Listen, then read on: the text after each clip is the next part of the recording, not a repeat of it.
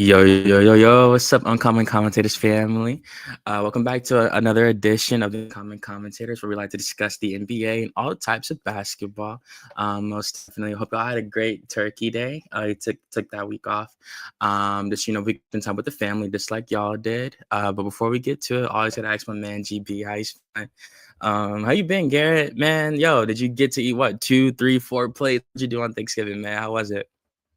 Yeah, man, I had a really good Thanksgiving. I hope you had a good one as well. So, I ate really good, as always. So, yeah, it was a great holiday, spending time with the family, of course. But yeah, man, everything's been good. I had published a article on Giannis and the Hawks. Of course, we'll get into that later. But yeah, everything's been good, man. I hope everything's been good with you as well. I'm blessed and highly favored, man. I'm happy just to be here, man, talking these food as always. Got to give a shout out to the man Wiley on the ones and twos as always. The main man in the building, always the main man from Kentucky. You feel me? But go ahead. We're gonna go ahead and get to it. I got a really great show. These Yes, topics, sir. I mean, it's just pretty fucked up, man. Like we always say, the NBA is a business, most definitely. And we can go ahead and get to it with the first one, which is one of the biggest topics around the NBA right now, which really is Giannis staying or is he going? Now, Shams did report that him and his agents are about to sit down with the Bucks if they hasn't had the meeting already to really dig into his future and what they think might happen. Now, obviously, like everyone knows the story about them getting rid of Damian Lillard and stuff like that. But man, like Giannis is still trying his best, man. Obviously, he's still putting up big numbers. Unfortunately, he's gonna be out for at least 2 to 4 weeks with a calf injury. That's plaguing the league at this point. So I mean, he's not the only one. Our boy Jalen Johnson was out last night due to right calf tightness. So um, I can tell you what it is, man. Like, cause like you're seeing all these players like tear their Achilles and like in like ACLs and like it's just the calf injuries. I can't tell you why where this spike of foot injuries has came in the last couple of years. Some people think it's the kind of shoes that they're wearing on the court nowadays and stuff like that. But I don't know, man. Like those dudes in the 70s, like they were hooping in Chuck Taylors, and I can't tell you if they were tearing their Achilles like that. But yeah, but unfortunately, Giannis is gone for the next 2 to 4 weeks, and the Bucks are already 10-13 at the bottom of the Eastern Conference with the 10th seed. So they're 2-8 in their last 10. But obviously, we know what Giannis can do. He's still Giannis, you feel me? 31 years old. He's still a superstar. Definitely a top 5 player in the league, undoubtedly. Really just depends on where would be the best fit for him. Seeing his usage, how much he's going to cost for a team to sign him, and how much they're going to have to give up just to get him. You feel me? But how do you feel about the Giannis situation before we get to the trade packages? And do you think this is truly his last year in Milwaukee this season? Ooh, I tell you, it's been a lot over the past 24 hours just to hear everything unfold truly with between Giannis and Milwaukee.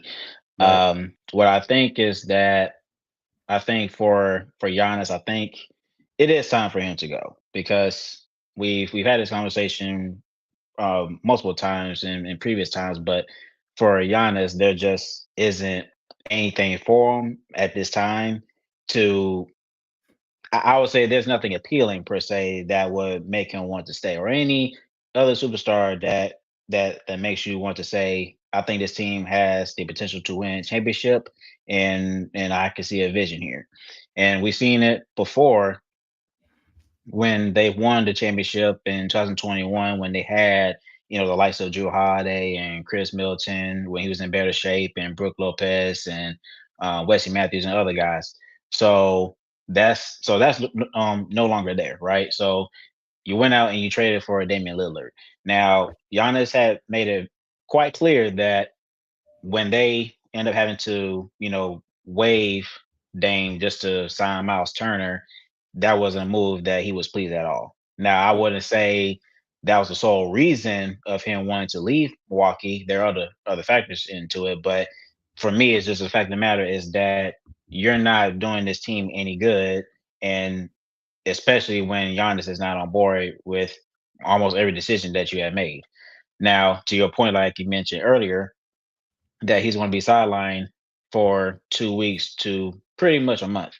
Now, I do want to add context to this. The Bucks are 1-5 without Giannis just this season, and you mentioned that they are 10-13 in the 10th seed. Now, I only want to talk about the Hawks real quick because this is quite important. So you already know where I'm going. So we know that the Hawks, they own the 2026 pick between New Orleans and Milwaukee. Now, I did publish an article earlier today about about this matter. So basically, the Hawks will receive the best of that pick between those two teams. Now we know New Orleans, they're the worst team in the West. I think they're 13-19 or 13-20. And now you have the Bucks who are 10-13, sitting 10th seed. Now the Bucks possibly could have a similar story like the Hawks did 2 years ago, where they were the 10th seed 2 years ago. They went to a play and got eliminated, and they had a 3% chance of getting the first pick in the draft. And lo and behold, they ended up doing it, and they got Zachary Shea out of that draft. So you could possibly see a similar story happening for Giannis, because I think we know by now that the NBA draft lottery is not how it used to be back in the day, where you have the worst pick in the league, you end up getting the first pick overall automatically. So what I'm basically saying is that now with Giannis being out for a month maximum, and you're expecting this team to get even worse. So you're expecting to have more lottery luck between New Orleans and Milwaukee. So you're having better odds of landing a lottery pick. Now, most likely it'll be a lottery pick anyways because of the fact that New Orleans, they are the worst team in the West. But with Giannis being out for at least a month, so that helps your odds even more. So, and to be honest, I think to me that is the best, I would say, trade asset out there right now because of the fact that it's pretty much a guaranteed lottery pick. So that is literally like a 98% chance in my opinion. So to say the least, I think for Giannis, if he is considering a trade, I think the time is now because there are a lot of teams that are communicating and having meetings and putting trade packages together. And I just don't think that for Milwaukee, even though that we know, like you say, Giannis is a top 5 player in the league, and we know what he brings on both sides of the floor. You can't be mediocre with Giannis. So if you have a player like Giannis, you have to have a championship caliber team built around him. And Milwaukee, they can't provide that to him right now. So if I were Milwaukee, I would maximize my resources and of course have discussions with various teams across the league and see what the best package is. Now I did hear that, and I'm not sure if this is true. It looks like the Hawks could be interested in Giannis too, but just to say this, I think I did see this trade package, and I don't know, I don't know, some fans may not be on board. So I saw where it was featuring Trey Young, Zachary Shea, the 2026 pick that I mentioned, and then the Hawks would offer their own It's 2028 like and it's like 2030 pick. 4 picks. It's like 4 picks plus Trey plus Zachary. Technically, but if you're just talking about the draft picks alone, you're talking about Trey, Zach, and three Mhm, first round picks. And mhm. but the first one is technically going back to Milwaukee because they Milwaukee. could technically take the deal and then intentionally tank, and then they could Mhm. possibly get a top 3, top 5 pick. Now, I think that's not a bad trade at all. Even though that I would hate giving up Trey, but as Trey has been out, throughout this entire time, the Hawks have been better quite defensively now. Now, they are still lacking half court offense, so they haven't been able to really be the same offensive team with Trey as they used to. So they still been having trouble of still scoring in a half court. We know that Jalen Johnson and Nikhil Alexander Walker, they've been picking up the slack, but it's not quite enough. But we know Giannis what he does as far as getting into the paint and scoring in transition. So that's only going to make this team even better. And of course, you are exponentially a much better defensive team. So just having a core of Dyson Daniels and Giannis and Jalen Johnson together, that's not a bad move at all. So I think that's something that the Hawks may consider, but I'm not sure if that's the kind of trade package they would even think about if if they happen to discuss things with Milwaukee. But yeah, it's crazy. So, but I I think that for Giannis, I think it's just time for him to cut his losses, and the same for Milwaukee, and go from there. So I'm not sure if they're going to try to do this as soon as possible. I think that's the best thing that they should do, just so that they could get going with their rebuild and think about how they're going to get their team together. But I think the sooner the better. So I'm not sure if they're going to be able to do it by the trade deadline. I think they could. You still have Mhm. enough time to talk to teams and make a decision. So, but it's all hands on deck, and it's going to be crazy for these next few months. Yeah, no, you're right, man. I guess like man, I was just really curious, like man, because that like I get it. You're getting Mike Giannis Antetokounmpo. He's 30 years old. He turns 31 literally in 48 hours. So he's still like he's still a monster, averaging 29 points a game with 10 rebounds and 6 assists a game. Yep. Shooting 63% from the field. It's pretty crazy. Like I get it. Like he's still Giannis, most definitely a phenomenal player. Like, do you think the Hawks like automatically are shooing to win a championship if they straight up acquire Giannis, even though like Dyson, if he's at the hmm one and like he's struggling with his 3-point shot, and we can't really have that 5 out offense. Do you think it could still work with Giannis on the floor and Dyson with being a non-spacing guard? Dyson Yeah, Daniels. yeah. I think, and I see your point there. So I think that just the fact of the matter is that you mentioned with Mm-hmm. Giannis and Dyson not having the ability to have a outside jump shot or being Let's able to spread the stretch, floor. stretch the floor. But the fact of the matter is that Mm-hmm. for Dyson, we know that even though he can't stretch the floor, but we know what he brings you on a defensive end. So it's one of those Right. things where, okay, if he can't necessarily make it up, well, if he can't do it offensively, then we know he's going to make it up on the defensive end. We know he's going to get you stops, get the steals, deflections, and get those stops when you need it. So any coach will take that. That's just in my opinion now. Now Mm-hmm. you still able to utilize Dyson in situations like he's doing now, being able to get to the free throw line and hit his floaters inside the paint. Now, I will say this too. While Trey's been out, he has shown his versatility even more, being able to do more than one thing, being able to score a little bit here, rebound there, facilitate, get other guys involved. And of course, he does what he does, on the defensive end. So that's always an A+ for me. And of course, for Giannis, it's kind of the same thing, but we know he's one of the top scorers in the league because he is that unstoppable inside the paint. As I mentioned, scoring inside the paint and scoring in transition, being able to play fast, going coast to coast, you can't Uh-huh. really stop that. So, and we know that he is one of the best defensive players in the league. He has won Defensive Player of the Year and is a two-time MVP. So Yep. even though that they can't, like you say, they're not guys that can stretch the floor. These are guys that can make up, that kind of lack of production in other ways. And of course, you have Mhm. other guys like JJ and Nikhil Alexander Walker and Exactly. Okongwu.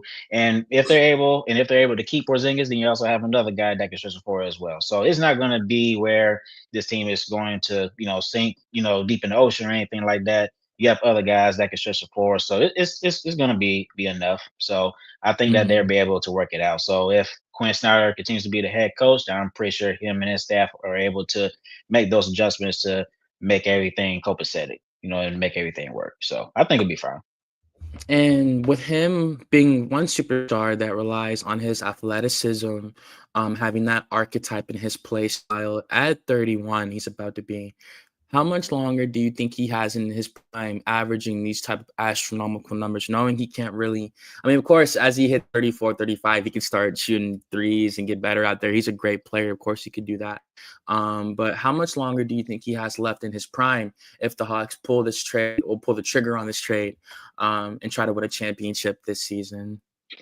Yeah, I think he can give you a good 3 to 4 years maximum. I think. Mhm. Now, I think that's kind of factoring into how healthy he can be. Again, we just saw that he has a right, calf strain, so he's out for, a month maximum. Now, Mhm. if he's fairly healthy, I think he can. play another 3 to 4 years, and I think that's kind of I wouldn't say a risk, but it's more so I think it does affect I think it does affect your timeline a bit because it's like okay if Giannis is continuing to have these injuries, then you know that you have to expedite the process and competing for a championship. Now, don't get me wrong, you're already a championship contending team now if you were to make that deal to get Giannis. So you're instantly a championship caliber team. So it is more so of like, hey, if you're going to make this move, then you have to understand, the cons of the deal with his injuries and all that other stuff. So if you're comfortable with that, then you have to know that okay, we made this deal, we have to, we have to go shoot for it now. Now Mhm. I'm thinking the Hawks they could, upgrade their bench a little bit. They may want to look at another guy that can fill in the point guard position. Now, they may not have to do that. Just continue to start Nikhil Alexander Walker and Dyson at the 1 and the 2, and fix it that way, and then improve your bench a little bit. Maybe add another piece or two. But no, I think this team is mostly complete for the most part. So there's not much fixing you have to do on this team. But I'm just saying that you have a pretty short window with Giannis because again, he's 30 years old, so you don't have like another 5, 6, 7 years to compete for a championship. So if you're gonna do it, you have to go immediately right now. So I think every team for the most part that wants to trade for Giannis, knows that because of his age and he doesn't have that much time. So Mhm. And I guess my last question on it is that come the draft next summer, if you were to see AJ DeBansa walk across the stage, or Cameron Boozer or Darren Peterson walk across the stage and put on that Milwaukee Bucks hat or that New Orleans Pelicans hat, um, would that make you feel some type of way? How would you feel about that, knowing he's going to Milwaukee instead of coming to Atlanta? Uh, and that's one of the reasons why I'm 50-50 on trading that pick anyways. So it honestly wouldn't matter to me if the Hawks keep the pick or trade for Giannis because you Trade can't it. go wrong, either way. But for me, Exactly. but like you say, if Darren Peterson or Cam Boozer or AJ DeBansta, if they're wearing a Milwaukee hat or New Orleans hat, it would be, I wouldn't say, I don't think it would necessarily, hurt me if that happens. But at the same time, it's like I wouldn't lose really much sleep of it because I have, a bona fide superstar on my roster that turns us into a championship team because no Hawks fan has been ever to say that since when we were in St. Louis. And none of us was even thought of when that took place.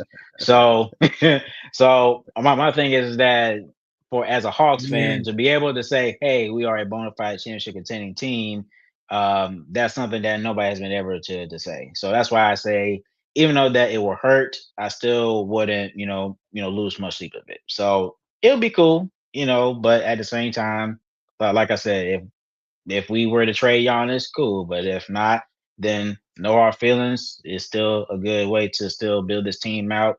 The Hawks are still are a pretty good team right now. Of course, they're missing Exactly. Trey, but if you have this team fully healthy, and then next year you add a potential Darren Peterson or a Cam Boozer or AJ DeBesta, this team is going to get better from here. So this is a good move either way it goes. Yeah, and I just want to stick with the Hawks because I do feel like realistically, on like being purely objective, they do have the best trade package. I'm looking at the Rockets, like Yeah, Alperen Sengun, Fred VanVleet, and the 2027 first round pick unprotected via the Suns. The Suns are yeah, actually looking better. Like Jalen Green still, like I think he hasn't even really returned to the lineup yet, and they're still playing good with Dylan Brooks and Devin Booker alone. So the Phoenix Suns aren't as bad as people thought they were gonna be. New yeah. York Knicks, Carl, they got them trading Karl Anthony Towns, Kwame Hmm. Dadiet, Tyler Kolek, and a lot of picks. Yeah, I don't know if the Knicks would do that. But they might, of course, but I don't think they would trade Cat. I think they like Karl Anthony Towns and Giannis, Jalen Brunson together. I think they like that duo. And yeah, and yeah, the yeah. last one it was the Golden State Warriors and the Spurs. I don't think Golden State gives up Draymond, Jonathan Kuminga. Like, they would have. I Shit, mean, I would. You don't think, yeah, I was about to say, you don't I think that take they that would do that? motherfucker off that team so fast. Yeah, but it's not. It's Wiley. It's not even that. But Your it's just time, like, hey, your time is done here, Draymond. yeah, If I have a chance to get fucking yeah, Giannis, it's not. Yeah, your fucking exactly. time is Because done here, buddy. yeah, exactly. Because even though we know Draymond and what he's meant for the Warriors organization, but Right. a duo of Giannis and Steph together, that's not something that you're just going to pass up on. So, And Jimmy and for Butler. Jonathan Kaminga, we know that he's not going to be with the Warriors probably after this season ends, most likely. So they're most likely would like to have, find a new home for him. But yeah, if it's a trade package of Draymond, Jonathan Kaminga, if the money Buddy works, Hield, and then yeah, 4 yeah, picks. yeah, if the money works, then yeah, you absolutely make that deal. But I will say that, and just the last thing I would say about Giannis. So You're we know good. that, yeah, so we know that he wants to go to the Knicks. That's his primary destination. Now, uh, last all season, both teams had a conversation, and obviously a deal did not work out. So I'm assuming that Giannis will expand his list of other teams he may want to play for. And I said this too. Imagine if he went to San Antonio. Now, honestly, if you're looking at from a talent perspective, I think that may be the best team because you add a duo of Giannis and Wemby together. God rest his soul, David Stern. If he was Yeah. still, if he was still here, you know good He and well he would vetoed that veto shit. that trade. Veto that Like shit if in you a veto Chris heartbeat. Paul going to the Lakers to play with Kobe Bryant, what makes you think he's not going to do it for this one? So For I real. think that for Giannis, just having a vision, just imagine having him playing next to Wemby. We know Wemby is, a problem is not even really the word for me, just because of the fact of what he does on both ends of the floor. So you add that production with Giannis. You're definitely gonna win a championship if Giannis can stay healthy. That's you're winning at least one. So that's something to think about. So it's gonna be crazy. So a lot of teams will be calling, and of course they're going to sell to the highest bidder. But to your point, I think the Hawks they do have the better trade package because the Hawks they technically control the Bucks pick for this year. For Well, real. this upcoming draft, and then the next in 2027. So that's something that you can't ignore. So I'm pretty sure if Atlanta is indeed interested, then you could definitely see a deal getting done. So It would we be will see. it would just be perfect for them because, like, if you're gonna trade your franchise player and you're gonna need a new one, that pick is bound to be top 5 pick. So it's like the Hawks literally have all the pieces in their hands. Just to give the Spurs the respect, I'll go ahead and look their trade package. They were gonna trade Stephon Castle, Harrison Barnes, Kelly Olynyk, Jordan McLaughlin, and 3 picks, 2027, 2029, and 2032, all Yep. first round. 4 Yep. players and the basically 7 potential players. Like that's crazy. It's including the rookie of the year, Stephon Castle. Like that's crazy, bro. I don't know, but like as you said, we'll see what happens. If This I is had to put chess, my not money, checkers. yeah, man, like 100%. Like if I put my money on it on some bad shit, I do think that the Knicks would get him. Just based off the market, I think he would like to live in New York City. I think he'd enjoy it. Like they're always, they've been in playoff team the last couple of years. They have a good core. With OG and Anunoby and stuff like Yeah. that. Like and OG wasn't even listed in the trade package on ESPN, so they would have OG on the perimeter still and I just don't Mikal know how Bridges. that would work though. I just don't Right. see how because you already traded 5 first round picks for Mikal Bridges already. So I don't know Mm-hmm. how they're going to do that. I just don't think if you're trading Carl Anthony Towns in that, I don't think that really makes sense. So Mm-hmm. that's why I said before that not on this episode, but in previous times, that if the Knicks are going to get Giannis, I think it would have to be more of a 3-team trade deal where you're going to have someone to come in that can attach more assets just to, um, benefit you in that regard. So, but Right. I don't know. There may be another workaround. Nah, you're right though. But moving on with the show, it's pretty funny. We're keeping it with the draft and picks and stuff like that. It's pretty fucked up for the league, man. I'm not gonna lie. Sam Presti is a genius, undoubtedly one of the best games I've ever seen. Watch my time during basketball. He who drafted Russell Westbrook and Kevin Durant. Couldn't get done with that core, unfortunately, but he ran it back last year with the new champion core, and he got it done last time. And not only does he have a championship core, he could also have two more potential stars coming into the team.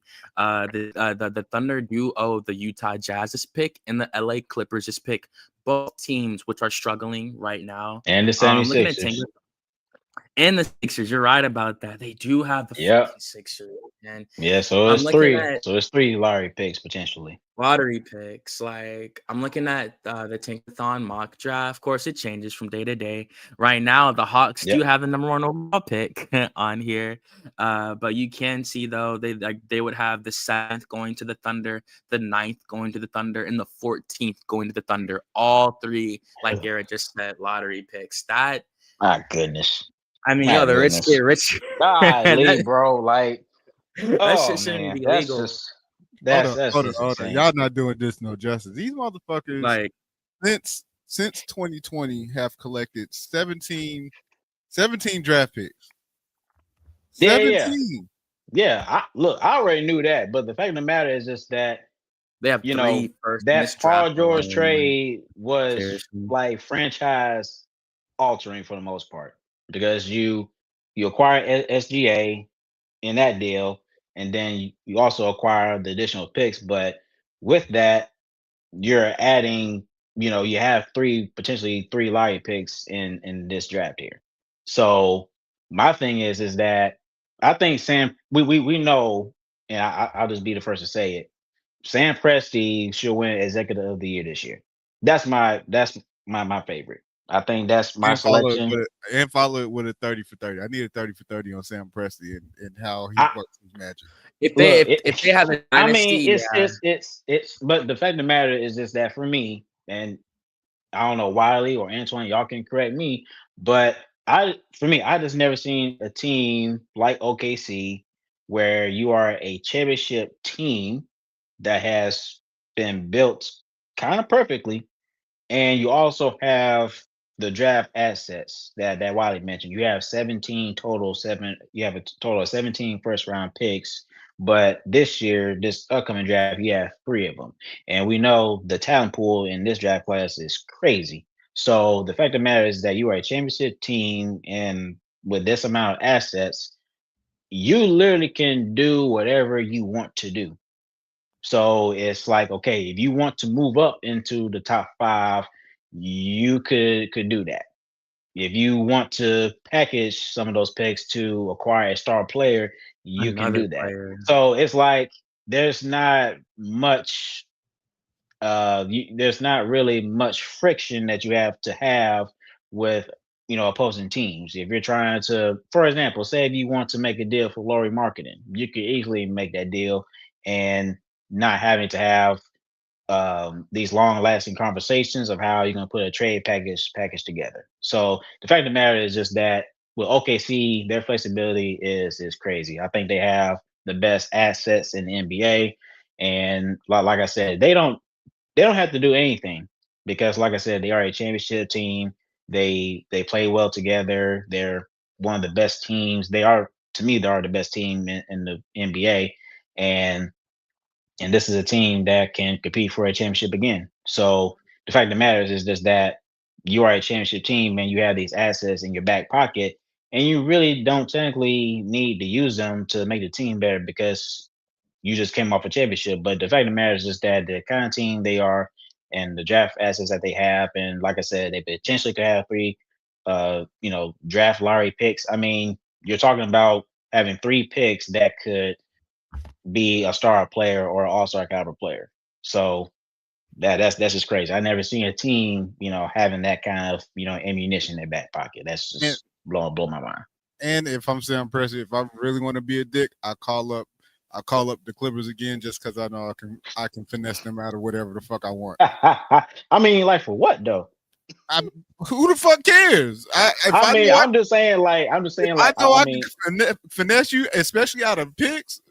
I don't think somebody off the roster. I don't think. Well, I mean, you could, but I mean, it is like there's not a player to me, I don't think there's a player on the Clippers roster that OKC will want, and I don't think the No, no, Clippers no, will, no. will, I'm go, just will go saying. for I'm it. just saying in general. Like let's say because of the fact that they have these picks and where they can be possibly slotted, you don't necessarily need to make these picks unless you just trying to hoard some shit. Mm-hmm. Like let's just say you pick somebody overseas cat that can still stay with their prospective team till you're ready for them to Until come they come over. over. Yep. Then you know you can again you can take these picks and fucking do what you want with them. I would package You this shit. can. I would package this shit just to get more picks. He's done it before. We've seen him do it. So it's just like, all right, what is it that the Thunder can possibly do where it's like I mean, we're it's like already what deal? we I mean, set up like what deal? I mean, it's like what deal can they not do? Let me right ask exactly. that question. Yeah, Yeah, that's just like, that's the best question. What deal can we not do? Because we can do any yeah, fucking deal we want to at this point. yep, We have we yep, have we have the current players. We have players that we can get rid of. We have players, true. and we have several draft picks that anybody can use right now. So Yep. it's like it's a pick, like you said. That's the perfect question. What trade or what deal can we not do? But the 'Cause thing about it is that they don't really have to do anything because they're a exactly. championship team already. So it's like it's not like they need these picks. Now, of course, you want to continue to build your team out. So of course you're not gonna stop doing that because you still have a job to do. But the fact of the matter is just that there's not like a sense of urgency or need of having to upgrade per se. Now they could, if anything, they could. I think for me, if anything, if they're going to use these picks, it's just going to upgrade their bench unit. If anything, I don't think they don't need to draft a guy to take over the starting role or anything like that in the starting five. Like I said, you could look into maybe upgrading from Alex Caruso because he's kind of getting up there in age. So that's why I say, if anything, they could possibly move on from a veteran or two and add more youth to it. But like I said, if they want to, go star hunting, they can do whatever they want to do. And my only thing is that you don't really see many championship teams having that kind of flexibility because normally, if you're a championship caliber franchise, you're kind of low on any draft assets because it's not cheap to build a championship caliber franchise. And so for Sam Presti to build this team perfectly, this team is very young. They just won a championship and they have 17 first round picks. You don't see that often. That's pretty rare. I think they are the first team to ever do that, honestly. But I could be wrong. So it's gonna be crazy what they do in the offseason. So I think they're pretty sure they're gonna be in active trade talks between now and the offseason. I'm just interested to see what they're gonna do with these players, though. Like they're 21-1. If they didn't lose to Portland by 2 points, they'd be 22-0 right now. So clearly, the rich are Yeah. literally only getting richer, most definitely. I think most of these players are probably gonna play in the G League. I mean, it's really they're just really growing the farm of Oklahoma City Thunder basketball because they've already extended Shea, Chet, and J Dub all 5 years already. So I mean, at this point. You have your superstars for the future, and you have incoming talent as well, especially in a because I don't think people understand how good this draft class is, and like Sam Presti's already shown his basketball acumen. They have great scouts, whether domestic or international. So, I mean, man, like at this point, it's really I feel like the question is at this point, are they going to be a real dynasty or not? Like they're franchise players, 27 years old, coming off an MVP. Chet Holmgren's only playing better. Jalen Williams is picking up from where he left off last year. And like we just mentioned, they have these picks. So I think it's more so the question is how many rings do they win with this core? It's not a stretch to say they win multiple. If I had to put a number on it, I think Shea leads this team to at least 3 championships. during this core, at least three. The better they get. And then Shea even said they weren't impressed with their playoff run last year. They went to Game 7 multiple times. And like, I guess they want like that Lakers 2001 type of playoff run, you know. But I feel like if they really show that in the playoffs this year, like that young team gaining that championship experience and then blowing the doors off their competition on top of whoever they get in this draft. I mean, man, like that shit's unfair. I'll be quite honest. That shit is pretty ridiculous. But I guess I'll pass that question to you, Wiley. How many championships do you think this Oklahoma City Thunder core is going to win? Depends on what this core begins to look like, and it's more so when it's time to really pay Chet, Shea, and Jalen, because they're the ones who got their deals first. So that's where the rubber is going to meet the road, because now you got to include the second apron and all that good stuff. If they're able to, at the very least, keep those three, let's just start with those three. If they're able to keep those three and continue to build around that trio, I'm with you. I can see them possibly winning at least three. It doesn't have to necessarily be back to back. You know, any back to back or back to back. It could be championship year. You know. But I do see them. At the very least one. I can see them winning at another two. But again, a lot of that's going to it's going to either it's going to happen now. You know, when I say now, within these next couple of years, or it's going to happen once they start figuring out who they're really going to keep long term when it's time to pay those guys again. I also wanted to get on here real quick and just say this is what the Warriors was trying to do when what's my guy Travis Myers. Bob Myers, yeah. When Bob Myers was like, "Yo, we're light years ahead," he was on the right track. He got lucky because Steph got hurt early, so they was able to give him that. You know, they was able to give him a smaller contract. You know, a smaller extension early in his early years, and that helped with getting Clay. You know, being able to pay Clay, pay Draymond, and then build around those three the way that we saw it happen. Where he fucked up at was that he made terrible picks, especially unfortunately with the James Wiseman pick, which would have been good, but I wouldn't have picked James Wiseman because James Wiseman didn't play enough games for me in college to let me know that he was going to be able to hold up in the pros. Yeah. But the way Sam Presti and the Thunder are forming this team and how they are set for now and later. This is what teams are supposed to look like. This is what your team is supposed to look like.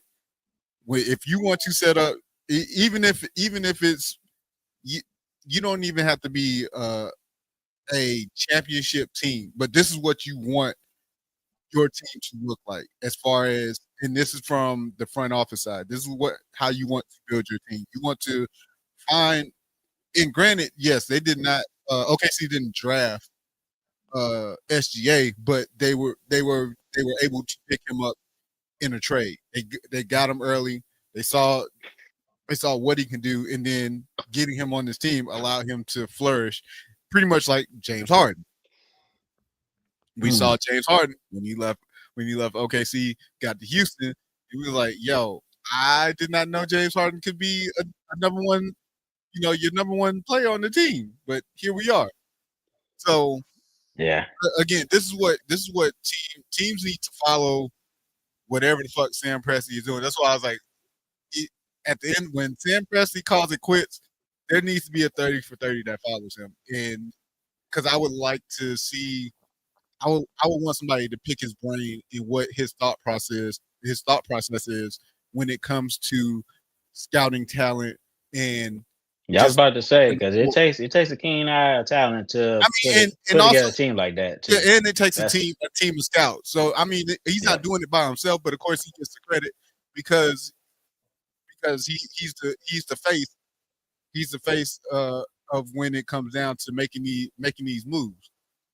So Yeah. And that, like I said, I just wanted to get on there. I really wanted to give Sam Presti his credit, Absolutely. just for what he's done. He Throughout drafted the James years. Harden, man. He Oh, drafted like for real.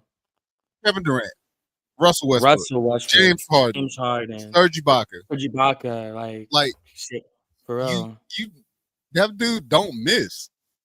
Dead Yeah, ass. That dude it was does like not he did miss. he did it that time, and he he did it again. But and that's why I'm saying this, because the Clippers, they are 6-16. They are 13th in the West. So Clippers is they pure. just But also, won. They just won their last game against Atlanta. I think they lost like 5 in a row before then. So but Before then, also, like, it's the fucking Clippers. Let's not forget that. I For me, I thought for they were gonna be a top 5 seed, but man, clearly I them was way bitches is off. old as shit. Them motherfuckers is my age. because Ugh. Harden's still playing like great. Yeah, like 25 I and mean, 9 yeah, he last game. playing great, but shit. Again, I mean, that's the not gonna. overall team is old as fuck. Yeah, that's not. It's Overall, not a like, yeah, young like team Nicholas though, Batum but and shit like that. Yeah, for sure. Right. And when I say old, I mean old in age and old from an NBA standpoint too. All these motherfuckers got I some agree. mileage. 34, 35, 36, Why Leonard, 37. he can't stay healthy for shit. I mean, yeah, he looks good when he has his run, but Of course. overall, Absolutely. this motherfucker can't stay on the court. Fucking Yeah. dog. Mm. And yeah, It's yeah. Again, it's the fucking Clippers. Like they've been okay. They've been good in spots, but this ain't it. Like they need to go.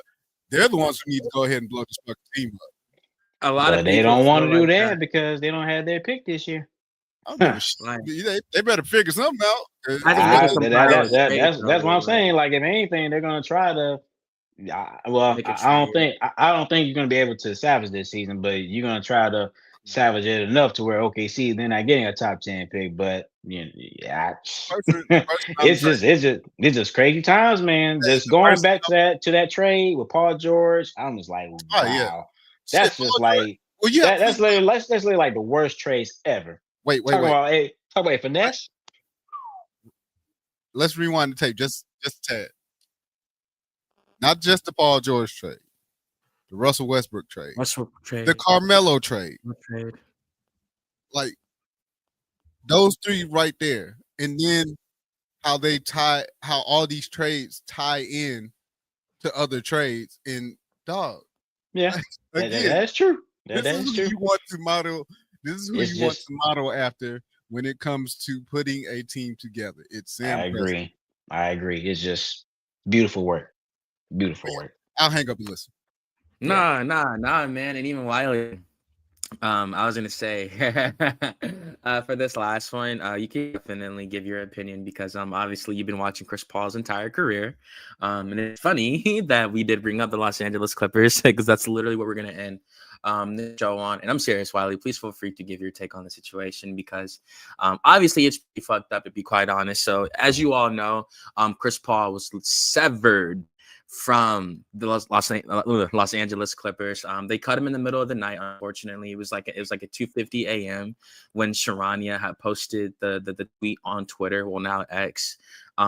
Chris Paul put in an Instagram post that just found out I'm being sent home, and like that's while the team was on the road trip. So I think they took a devastating loss to the Miami Heat. They got blown out. It was a devastating loss to the Heat, and then after that, I guess it just really made them reconsider what their goals were for this season, and really just try to reassess their roster. But I mean, man, you're cutting like I guess they feel like Chris Paul's roster spot was being wasted, and someone they can really bring in someone to try to make a massive difference, even in that backup point guard role. But the whole thing was just really sad. They know the reason why they signed him was to have that farewell tour, and they didn't even let him play all 82 games, unfortunately. Now, Shams did report that apparently Chris Paul's his leadership approach was kind of stirring some issues in the locker room. He said that he was really trying to hold players accountable and really try to really assert himself as a vocal leader in that locker room. He has seniority. He's the best Hall of Famer on that team. I mean, say what you want, James Harden's there and shit like that, Kawhi Leonard too, whatever. But obviously, he's played for the team before. He has seniority, and he definitely felt that way coming back to that team. And just him being the competitor he is, he was going to try to hold those players accountable and practices. He might have seen things that he just did not like that. And it got to a point where Tyronn Lue and Chris hadn't talked for several weeks. That's what Shams did report. So you got your player and your coach not even conversing with each other, and Chris Paul's getting in the game somehow still. But I mean, obviously, the whole thing just wasn't working out. And they let him go, unfortunately. A team might pick him up. I saw the Athletic post. It was like an article they post, but I got a notification from them saying that the Hawks should consider getting Chris Paul, I guess, like for some leadership and like a backup point guard role. But like I don't know about that, Garrett. But yeah, man, it was fucked up to see it just go down like that. You wouldn't do that? I mean, get Chris Paul because once upon a time, I mean, what was it, 2007? No, it wasn't 2020. I think it was 2000. With the Thunder? No. I think because Chris Paul got drafted in 2005. Right. Once upon a time, we could have drafted Chris Paul, but instead we drafted Marvin Williams. I mean, Marvin Williams. I would be open to it. Because I'm still mad about that too to this day. So I mean, at least we could make it better than what it is now. But you go ahead. Go ahead, man. This nigga Wiley. Nah. You're good, Garrett. Like I said, I think the things he was trying to do for the Clippers, he had the right intentions. I just feel like Tyronn Lue felt like, hey, man, I know how to do my job. And they started to butt heads. And I guess Chris really just thought he wasn't holding the players accountable. And you saw what happened. Now, I guess we'll see if a team does pick him up. This was his last season anyway. So we'll see if he really still wants to just finish it out and play a last 82. The Clippers were at the bottom of the West, so Chris, unfortunately, was not going to win a championship in his last season in the NBA. Like that, it will forever elude him. It's truly unfortunate. The things that stop, that Allen Iverson didn't get, Charles Barkley didn't get one. Like it happens to many Hall of Famers, of course, but he's still a phenomenal player. And yeah, man, I guess it's like, how'd you feel about the situation? Like, did you think it was justified? Do you think Chris was stepping over boundaries? Do you think he should have held the players accountable? And where do you think he goes from here now that he's not on the team anymore? This kind of stuff, I wouldn't say it pisses me off, but it's quite disappointing because of the fact that what was the justification of sending him home is really the answer that everybody wants to know, because you can pretty much say that Chris Paul is the, greatest Clipper of all time. Now, somebody can come in and throw another name, but I don't think there's another guy that played the game better than Chris Paul in a Clippers uniform. No, just him. You say what, Wiley? Said just him and Blake Griffin. Yeah. Hard stop. Yeah. It's just the fact of the matter is stop. It's just the fact of the matter is just that Chris Paul, we and even not just what he did for the Clippers, but the fact of the matter is that this is a guy who is a future Hall of Famer, of course, one of the best point guards of all time, one of the best facilitators of all time, and all of a sudden you decide, oh, we're just going to let him go.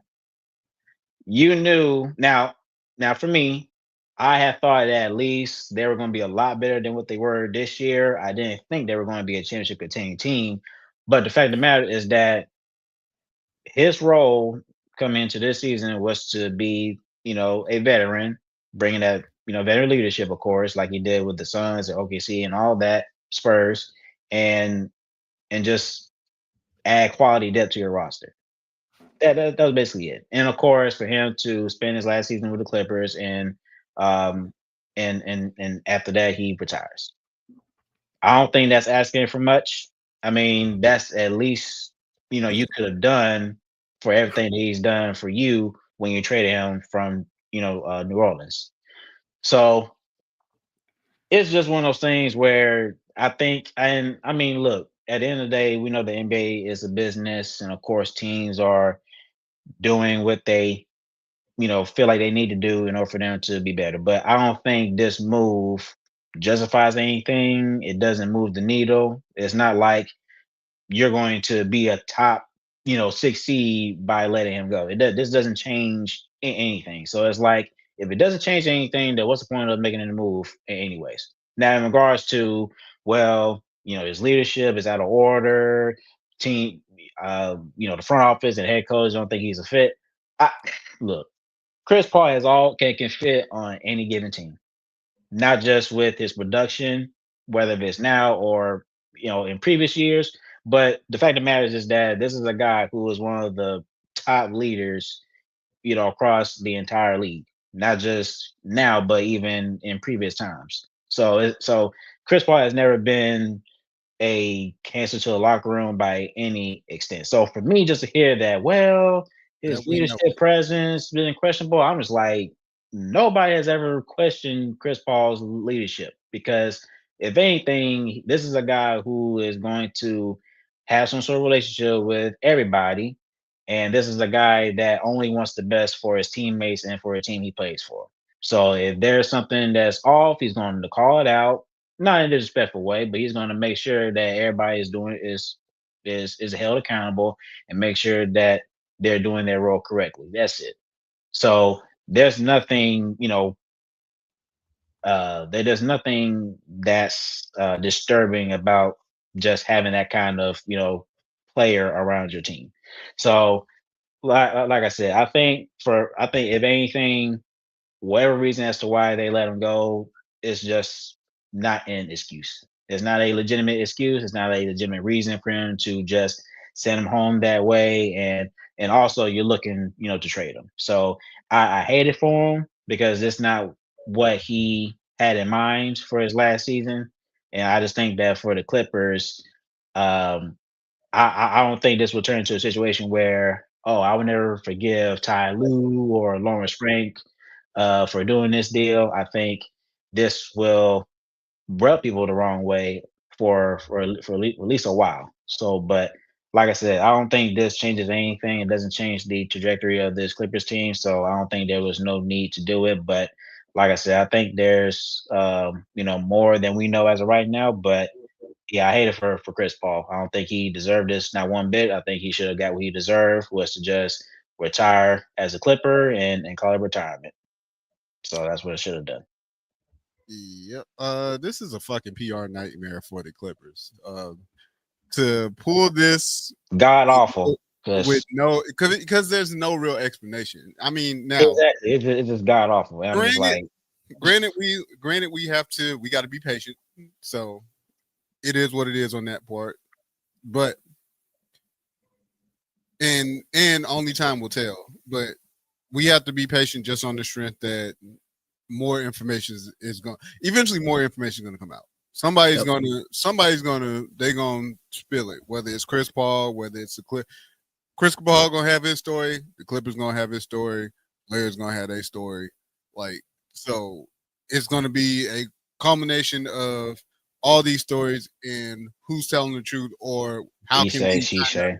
how can we tie all this shit together and get an actual consensus of what really happened. I feel we'll get bits and pieces. I don't think we'll get like a legit. We won't get a legit answer as to what happened. What happened? Probably until well after Chris Paul retires, and he tells us himself of what really what just happened. Now I'm not. If I'm Chris Paul, I ain't upset. Check still clears. All they did was send him home. He's still on the roster. So the check's still gonna clear. So for him, he like, well, shit. All right, cool. Now as far as what's next, if Chris Paul is actually retiring this year, if I am him, I ask to go back to OKC. I asked to go back to OKC. Hey, figure out something to get me back to OKC. I'll finish it where with the team that I helped brought up, include just like I did y'all. I brought y'all back to life. But because this team means a lot more than any other team that I play for. Ever play for, right? So if at the very least, if the Clippers want to kind of clean this shit up a little bit, figure out a deal to get him back to OKC to make, at the very least, for him to retire in a decent manner. At least OKC will take care of. And he could win a championship. Like that's what I was thinking of. And he could like try to win it. I don't give a damn if he win a championship or not. It's just more. I think that would sweeten his retirement. I should say, because I mean, if he doesn't win a championship, and I mean, my only thing is that there are so many great players that play in the league for a long time, and you can say, yeah, this guy should have won a championship. This guy should have won a championship. I mean, that part I'm not worried about. His career has been solidified for years. He's long. Of course, he's in that same bracket with Bron, Steph, KD. Like their careers been solidified for a few years now. They can retire. Yeah. They can retire. They could have retired already and been fine. As far as Hall of Fame, worried about being in the Hall of Fame and all, like they're hell yeah, shit yeah. It's just like I said, a lot of this shit is just more so, hey, how can we clean this up? And really, that's from the Clippers standpoint, because again, this shit is a complete PR mess that they need to hurry up and clean the fuck up before it gets worse. I genuinely ask you, like, I genuinely ask you, not even joking. Do you think like they skip over his jersey retirement now, seeing the way it ended? God damn it, you and this goddamn jersey retirement. I mean, like it's every legend for its team, especially a future Hall of Famer. If he don't get it, if they skip over it, so the fuck what? He gonna get it. He gonna get it in OKC. He'll be be. Oh wow, okay. Yes. You think it'll probably between Clippers, New Orleans. Why wouldn't he get it with OKC? I just didn't think he was there long enough. Like he made an impact. What are you talking about? He helped. If it wasn't for him, OKC does not exist. I mean, like again, like I said, he was out of here, Antoine. He impacted the team, like I said. But like, virtually fight you. I mean, retires. Where is he? Like, we'll see. I just want to be realistic. You are willing to retire Kawhi Leonard's jersey in fucking Toronto and Chris Paul? I mean, because like they won a championship. I mean, they literally won a championship. Their first ever championship in the history of Toronto. Like literally he did it in one season. In one season, all them players they had, Kyle Lowry, DeMar DeRozan, all them year. He came in one year, got that shit, got the fuck out. Just like that, and I'm not undermining Chris Paul's impact.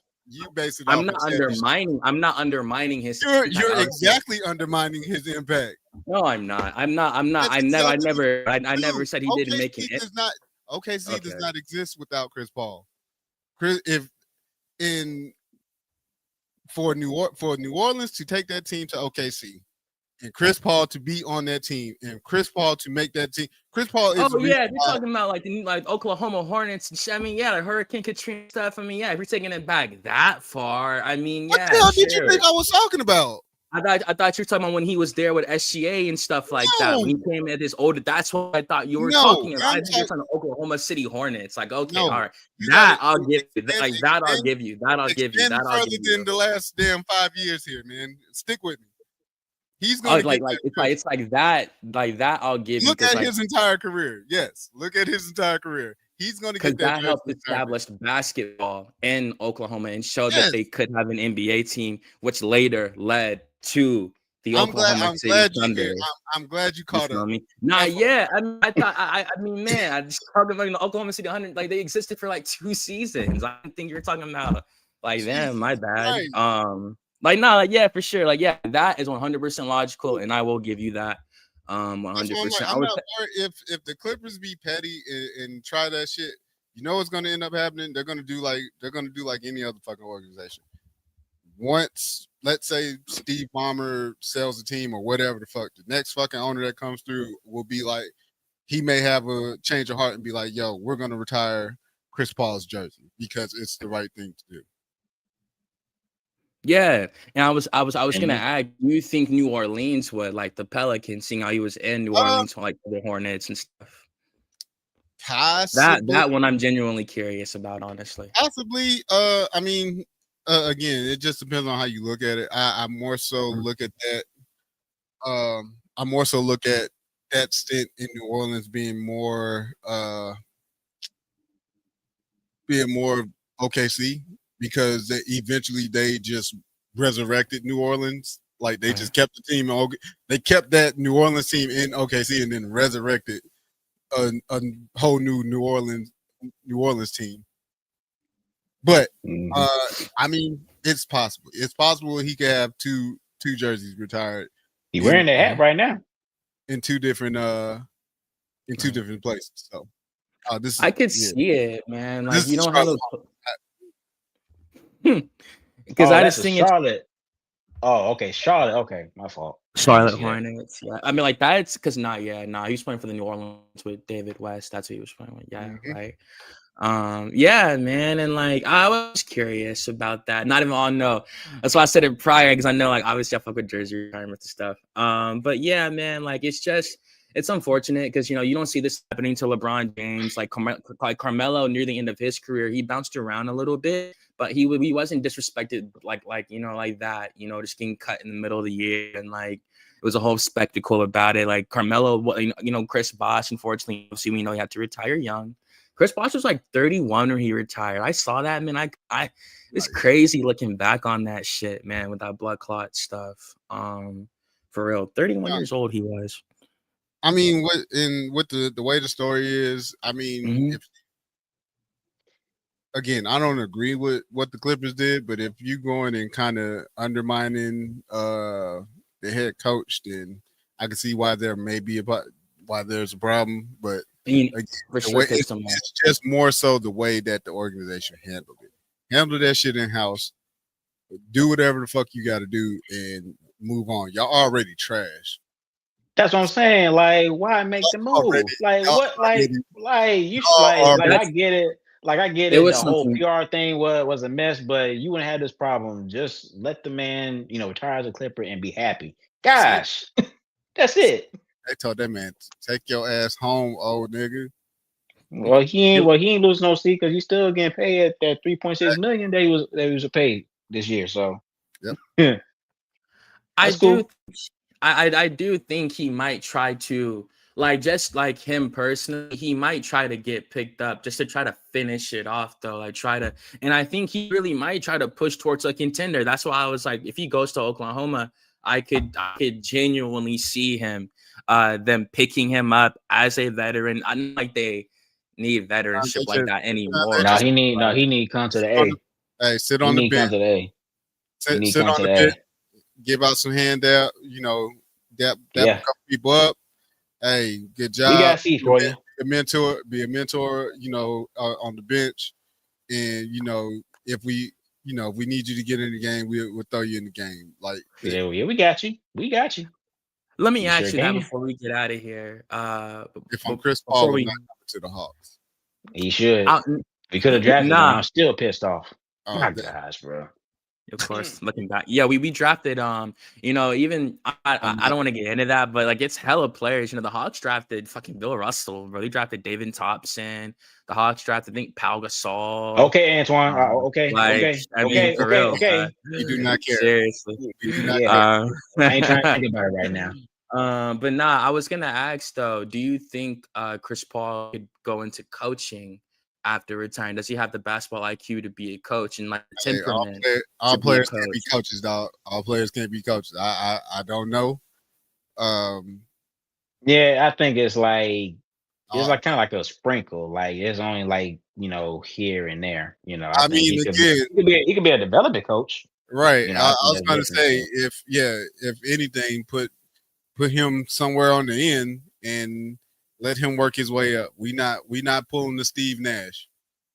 We saw that movie before. It didn't work. Yeah. I think he could be like a consultant or advisor, development coach. But I mean, I'm not saying he would never succeed. I think he could give it a try.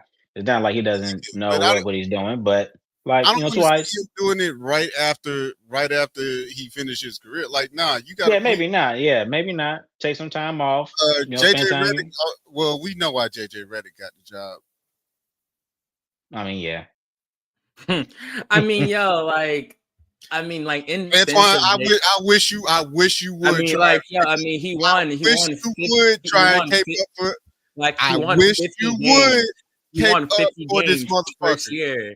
He won 50 games his first year. To say he's a Hold up, bad coach, he's just Antoine. they're- Where the they're- fuck? I mean, Hold up. Listen. Here, answer me one question. Where the fuck did he Mhm. coach after he got done with basketball? nowhere. He was an analyst with Stephen A. on First Take. Exactly. But I mean, I feel like it's different. Like Point. if you're producing results, though. Antoine. Also he's cool with LeBron. But like he's also cool with LeBron, and y'all know how much pull LeBron That is has. my point. That is my point. I mean, like LeBron has a lot of black friends too, though, stuff like that. You feel me? I don't think it was really like associated with. Well, I mean, like, and even then, like, yo, like I said, I think JJ's different because like the results he's produced. You come out here and you win 50 games. That's our first year head coach. People could say, oh, it's the talent. Did we not blow out the Clippers like a month ago? Oh no, the Lakers. Yeah. Yes, we did. Most definitely. I mean, yeah, they're 16-4 right now. Hey, I'll rep that shit all day. I was happy as fuck we beat them. We didn't have JJ, Trey.